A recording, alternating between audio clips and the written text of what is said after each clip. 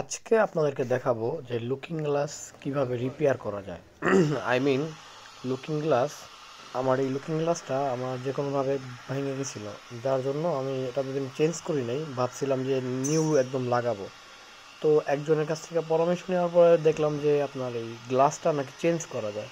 তো আমাদের বাড্ডাতে যে এমন দোকান আছে আমি জানতাম না, হুট করে রাস্তায় রানিংয়ে দেখি, তবে লোকটার কাছে যাই। তারপরে ভাইয়াটা সুন্দর মতন এই যে আপনার খুললো, খোলার পরে গ্লাসের মাপটা নিল। এই যে দেখুন গ্লাসের মাপটা নিতেছেন, নেওয়ার পরে এই যে গ্লাসটা দেখতে পাচ্ছেন, এই গ্লাসটা হচ্ছে আসলে বড় গাড়ির যে লুকিং গ্লাসটা থাকে সেইটার কাটা হচ্ছে আর মানে কাইটা আপনার আমার যে বাইকের যে লুকিং গ্লাসটা ছিল সেটার মাপ নেওয়া হচ্ছে আর কি।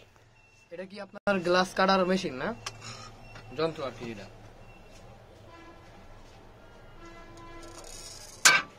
বাহ, চমৎকার। এইটা হচ্ছে আমার অরিজিনাল গ্লাস,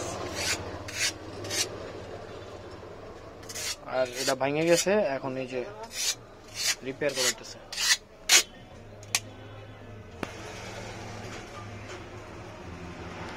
এটা যাতে আপনার মানে রাস্তায় না পড়ে যায় ঘুরা হয়ে, এই জন্য এটা লাগানো।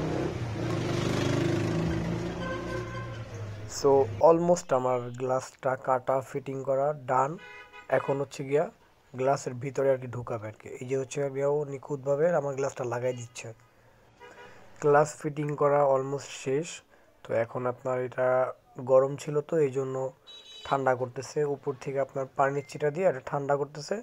যে দেখুন কীভাবে ধোঁয়া উঠতেছে, বুঝতেছেন যে ভিতরে কতটা হিট ছিল। তো গ্লাসটা লাগানো শেষ। তো আমার অল্পতেই আমার গ্লাসটা লাগানো হয়ে গেল।